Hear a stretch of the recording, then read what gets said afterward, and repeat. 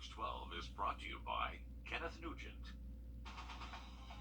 From the station that's on your side, News 12, first at 5, continues.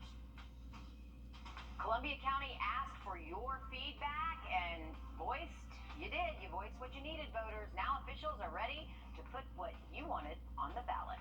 When Columbia County first proposed it, SPLOST would use money from taxpayers to fund local projects like parks and roads. Well, now they've made some decisions. And for the past month, they've been holding public meetings to hear what projects you might be interested in there. Nick Beelan looks at where the community wants that money to go. A lengthy process getting closer to its end, as Columbia County's new 6-year SPLOST package went through a committee meeting this morning and is now headed to a full commission meeting next Tuesday where it will be voted on. The $288 million package will go towards community services like Patriots Park, public safety and emergency services, transportation, a new county building, and much more. The price of this comes in the form of a tax that District 1 Commissioner Connie Malier says people in Columbia County are already paying for. It's not an additional penny, it's the same penny we're already paying. It's a continuation of that same penny. We'll continue to have 8% sales tax as we have for the past few years, and we'll use that extra penny to buy things like fire trucks, improve our parks, other items that are on the list. I'll go more into the entire process of how the SPLOST package got to where it is and what's on it, including why Columbia County citizens could be seeing more of what's behind me. All that coming up at 6 o'clock on News 12. Reporting in Columbia County, I'm Nick Beeland, on your side. All right, thanks for that, Nick. If you're excited to see what's on that full list ahead of time, and there are quite a few things, you can check out Columbia County's website at columbiacountyga.gov. These are big projects. They have a full document of all the projects they want to work on with those tax dollars, including the ones already in progress. Okay, let's have a live look outside now for a few days in just about 10 minutes. First at 5, the Aiken County Coroner's Office identifying the first victim who died Saturday night from a fatal car crash. Another victim passed away yesterday from their injuries as well. These victims are not from our area. Right now, they're trying to contact their families who might live on the West Coast. Additional information will be released when it's available. City employees find a sewage leak over the weekend near Milton Hit Road in Grovetown. The rain we've had over the last week or so causing 1,200 gallons to overflow from a manhole. The good news is no water source is contaminated, and the facility's equipment is okay too. Employees spread lime over that affected area and posted some warning signs for the time being. The Supreme Court of South Carolina suspended a judge for neglecting his duty. According to an order from their website, Magistrate Judge James McLaurin Jr. is suspended for 90 days without pay in Edgefield County. The chief says he met with him to see what was going on, and Judge McLaurin told him of an improvement plan, but he says that plan wasn't exactly working out. Because of this, Chief Justice Beatty reminds other court judges to be mindful of their work and to follow court provisions. A boil water advisory still in effect for New Ellington. The Commission of Public Works fixing a water leak there today, but homeowners are advised to boil the water for past a minute for 24 hours until they get a water sample with some test results. And they say to be sure to let your faucets run an extra minute as well to clean out the system. A former Chick-fil-A employee from Decatur is suing the restaurant for discrimination and false termination. She claims she was sexually harassed on their first day of work. She says management fired her for being tardy and walking out on her shift when in reality she says it's because of her gender. Chick-fil-A has not responded to that lawsuit yet.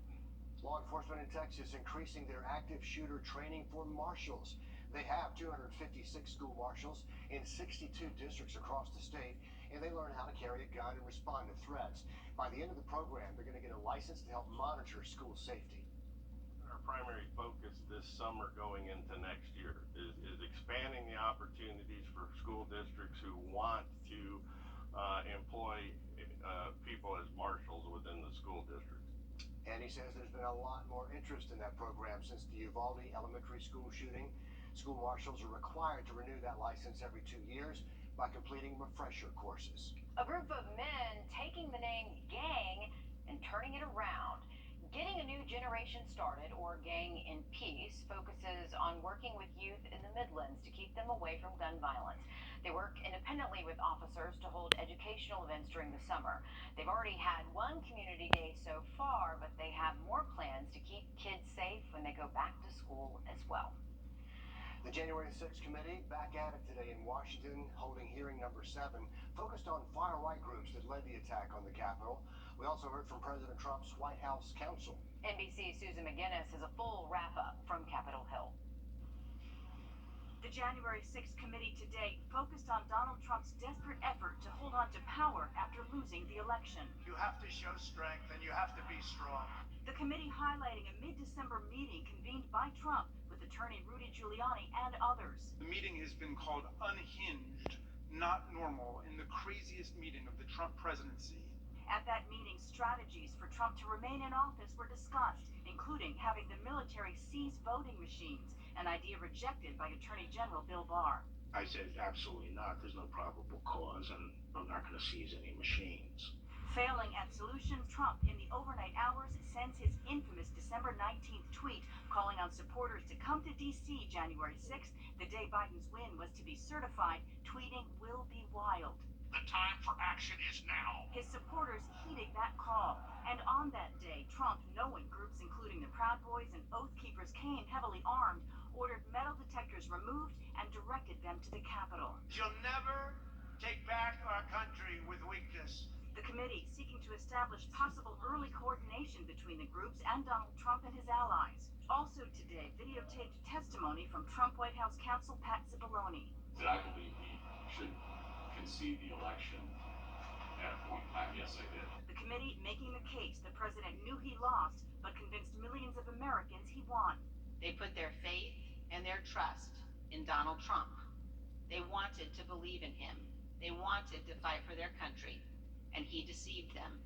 The committee looking to connect the dots between a president determined to overturn an election, engaging in a scheme to achieve it that culminated in a violent mob attacking America's democracy.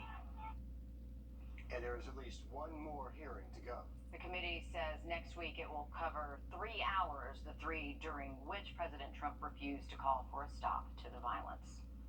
The South Carolina Supreme Court has disbarred Alex Murdaugh. The order says, quote, based on his admitted reprehensible conduct, they made the decision to disbar him. The court said disbarment is one of the most serious sanctions they can impose for unethical conduct.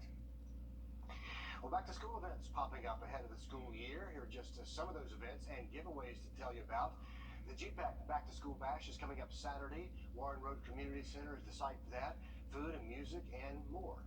At the end of the summer bash at the Kroc Center of Augusta, that's also this weekend. There are food, games, and giveaways.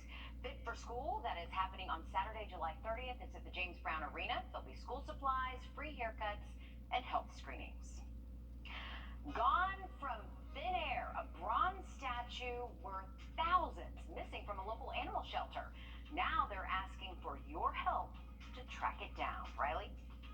And we are tracking a few more showers and thunderstorms than yesterday, and this will be the trend for the rest of the week. Only looking wetter for us. An update on the forecast coming up. Falling into the mid-70s as we head into later tonight. Another humid night, maybe some patchy fog right around sunrise tomorrow. Can't be ruled out. And then for our Wednesday, it does look like we're going to see temperatures stay below average once again. That's going to be thanks to those high rain chances tomorrow and generally cloudy skies whenever it's not raining. We are going to stay below 90 for the rest of the work week, also into the weekend as well. Low temperatures back down to the 60s for the weekend, so slightly drier here to look forward to this weekend. A bronze statue worth about $8,000 just vanishes from in front of the SPCA Albrecht Center. The organization's chair says it's one of a kind with only 9 others made. And this evening they're asking if anyone has seen something, please say something.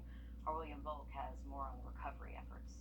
For years, this dog has welcomed people to the SPCA Albrecht Center, but now it's gone. Not a good experience, and I thought, well, that's the level humanity has dropped to, stealing from a nonprofit animal shelter. Barbara Nelson spent months creating this 68-pound life-size bronze sculpture. It was not a very pleasant experience to hear that this piece of original artwork that I put some time and effort and finances into, quite honestly, this was not an inexpensive piece.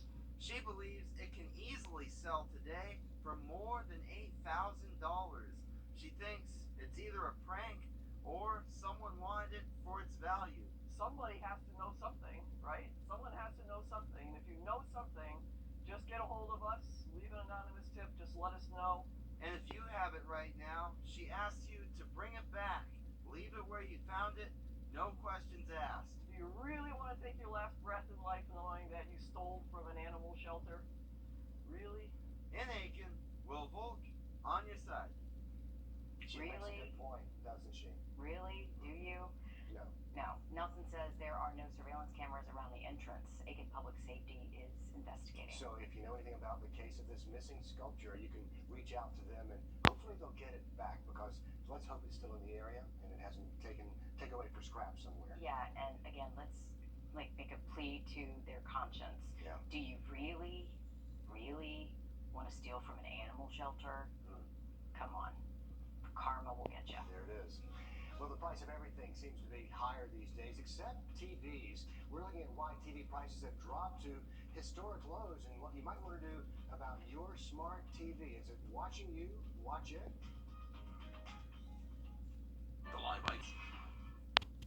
You're paying more for items than you did a couple of years ago. Prices at the supermarket, the gas pump, even for online streaming subscriptions. They all cost more today than they did last year. But one thing has not gone up, and that's electronics, and we really mean televisions. Our consumer tech reporter, Jamie Tucker, finds an interesting way TV makers make money after you buy the television.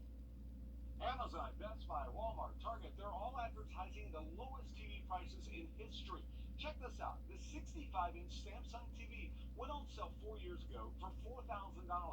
You can buy it today for $900. The Sony TV was $2,300 just last year and under $1,000 now. Manufacturers are selling TVs now for less than it cost them to make because they're making money after you take it home. The industry calls this post-purchase monetization. Those smart televisions track what you watch, and then they sell that information to advertisers. So the TV manufacturers are earning money from your purchase for as long as you own that set. The smart TV function that allows you to stream content from any streaming service gathers data on who's watching, how often they watch a show, and for how long they watch. That's valuable information advertisers want, allowing them to target viewers with advertisements for items they're likely to be interested in.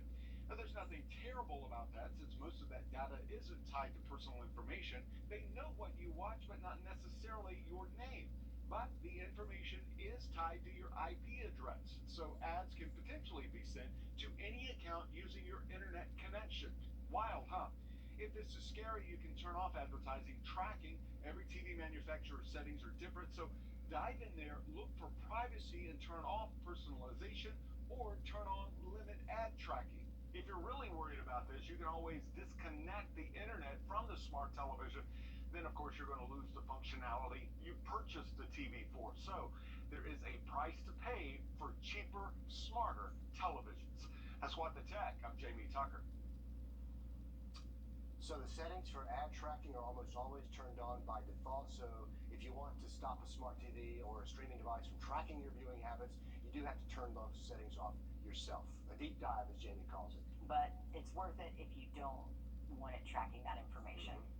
A Johnston native packed his bags and headed to Pinehurst after receiving an invitation to play against some of the country's best. Lisa Lyons joins us in the studio to bring us more. Well, after racking up a runner-up nod at the South Carolina state title in golf, Wrdw Academy graduate Baylor Gear is hoping to make away with a championship, this time across the state border at Pinehurst. Gear is putting his name in a field of more than 300 golfers for the NHGSA Invitational, an invite-only tournament that features high school golfers from around the country. Gear qualified for the individual competition of the tournament.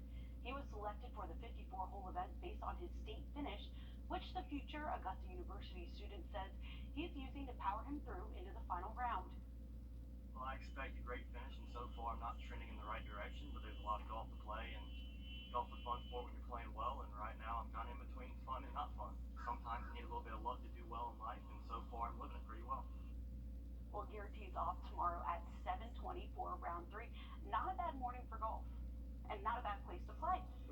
Not at all. Beautiful place to play, and best of luck to him. Definitely representing the CSRE big tournament there. Hey, for the weekend forecast, we do have storms staying in the forecast Saturday and Sunday, mainly afternoon hours, so try to get outside early in the day. Don't look at that 7-day for you just have the break.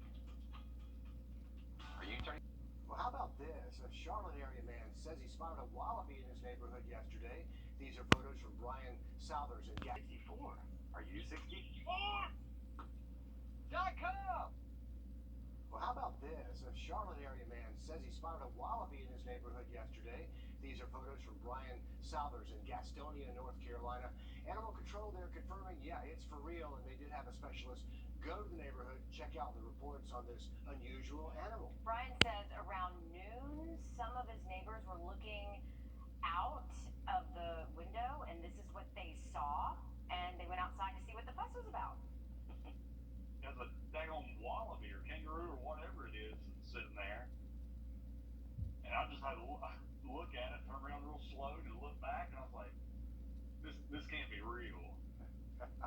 Animal control says the wallaby wasn't hurting anything or anyone, but they're working with the owner to find it somewhere else to live. I mean, we understand exactly what that man was feeling when 4 years ago, McCormick County, we had a kangaroo on the loose.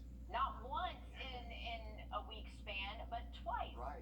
We had drivers calling the newsroom saying, there's a kangaroo. Please don't think I'm crazy. I promise you I'm not crazy, but there's a kangaroo in the road. And we said, no, we believe you. One is on the loose. Law enforcement's But they wrangled it up, and then it got out again. Yeah. So they had he was not to be held captive, that kangaroo. No, and he was legally being held by the person who had him. Yeah. So it was, anyway, this happens from time to time. So we feel your pain, North Carolina. We've been there. Gastonia, but that's odd, Riley, to see a neighborhood like that. Yeah, South Carolina has very lax animal laws, so you're kind of allowed to have anything you want in South Carolina for the most part. So I wonder if that one in Gastonia crossed over state lines from South Carolina. Hey, Beach Island Cam, we got some